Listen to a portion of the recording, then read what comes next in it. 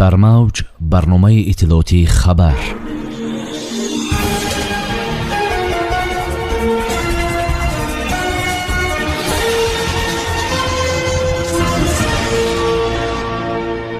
президенти ҷумҳурии тоҷикистон муҳтарам эмомалӣ раҳмон дар иҷлоси 27-уми конфронси ҷонибҳои конвенсияи қолабии созмони милали муттаҳид оид ба тағйирёбии иқлим иштирок карданд.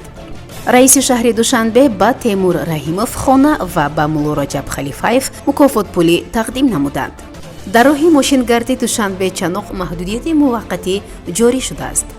10 голи футболбозони тоҷик ба дарвозаи Русия. пешгӯии обу ҳавошиносон.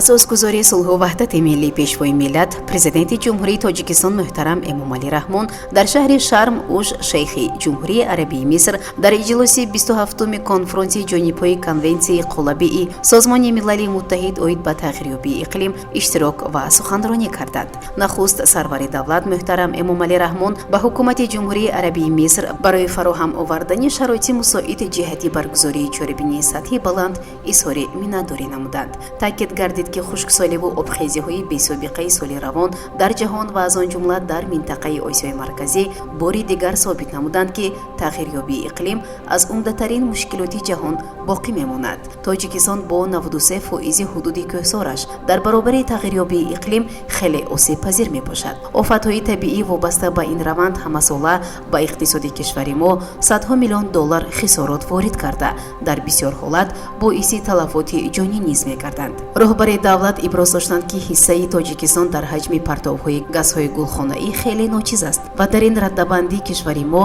дар ҷои 130 қарор дорад, яъне аз рӯи андозаи пасти чунин партовҳо мавқеи пешсафро ишғол менамояд. зиёда аз 98% нерӯи барқ дар тоҷикистон аз ҳисоби захираҳои барқароршаванда, яъне энергияи сабз ба хусус гидроэнергетика ба даст меояд ва аз рӯи ин нишондиҳанда мо дар ҷаҳон дар мақоми 6-ум қарор дорем. бояд гуфт ки ҳукумати ҷумҳурии тоҷикистон стратегияи миллии мутобиқшавӣ ба тағйирёбии иқлим ва як қатор санадҳои дигарро низ қабул намудааст. сарвари давлат изҳор доштанд захираҳои об дар раванди мутобиқшавӣ ва устуворнокӣ ба тағйирёбии иқлим ҳамчунин коҳиш додани оқибатҳои он нақши калидӣ доранд. бо дар назар дошти он ки перяхҳо ва дигар манбаъҳои обии тоҷикистон ки дар ҳудудаш 60% захираҳои обии Осиёи марказӣ ташаккул меёбанд, ин раванд ба нақшаҳои истифодабарии об дар кишварҳои минтақа мушкилоти иловагиро ба бор хоҳад овард. дар ин замина тоҷикистон дар доираи эътилофи обу иқлим пешниҳод намуд ки соли 2025 соли байналмилалии ҳифзи перяхҳо эълон карда шавад. дар охири суханронӣ сарвари давлат муҳтарам эмомалӣ раҳмон ба кори конфронс натиҷаҳои бобарор орзу намуданд.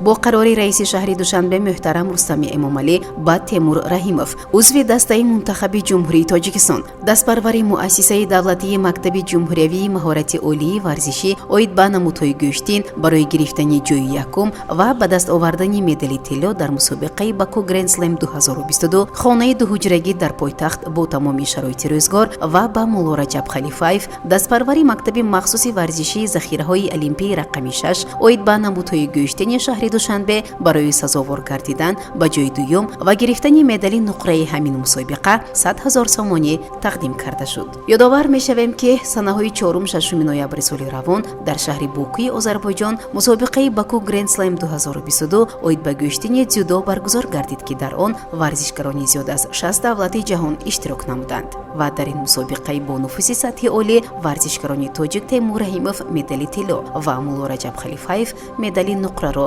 соҳиб гардиданд.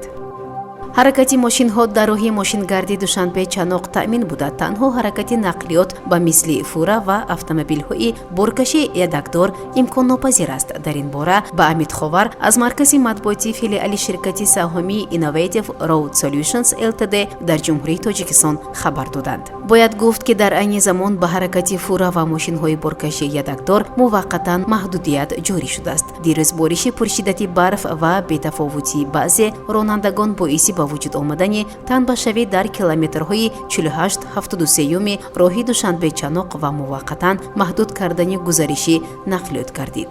баробари расидани иттилои нав оид ба вазъи роҳи мазкур маълумоти иловагӣ пешниҳод мегардад. дар қасри теннис ва намудҳои варзиши обии маҷмӯи универсалии варзиши шаҳри душанбе бозии дӯстона миёни тимҳои миллии футзали тоҷикистон ва русия доир гардид. дастаи тоҷикистон дар ин бозӣ маҳорати баланд нишон дода бар ноиби қаҳрамони аврупо пирӯз шуд. бозӣ бар ҳисоби 10-7 ба фоидаи тими тоҷикистон анҷом ёфт. ёдовар мешавем ки дастаи мунтахаби русия ноиби қаҳрамони аврупо санаи 6 ноябр ба душанбе омада буд. дастаи мунтахаби миллии футзали тоҷикистон дар бозиҳои дӯстона бо тими миллии русия ки санаҳои 7-8 ноябри соли равон дар шаҳри душанбе баргузор мегарданд бо роҳбарии сармураббӣ пайрав воҳидов иштирок хоҳад кард. имрӯз дар ноҳияҳои алоҳидаи ҷумҳурӣ бориши борон ва барф ба амал меояд, иттилоъ медиҳад агентияи обу-ҳавошиносии кишвар.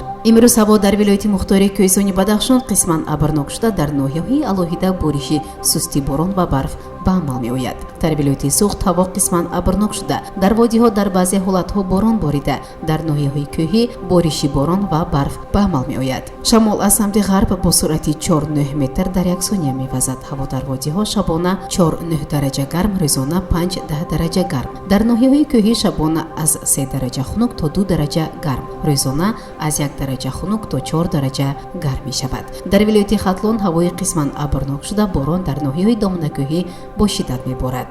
дар шаҳру ноҳияҳои тобеи марказ ҳаво қисман абрнок шуда дар водиҳо борон меборад. дар ноҳияҳои кӯҳӣ бориши борон ва барф дар баъзе ноҳияҳо боридани борони бо шиддат ба амал меояд. дар шаҳри душанбе ҳаво абрнок шуда рӯзона дар баъзе ҳолатҳо борони бо шиддат меборад. шамол аз самти ғарб бо суръати 4-9 метр дар як сония мевазад. ҳаво шабона 8-10 дараҷа гарм ва рӯзона 10-12 дараҷа гарм мешавад.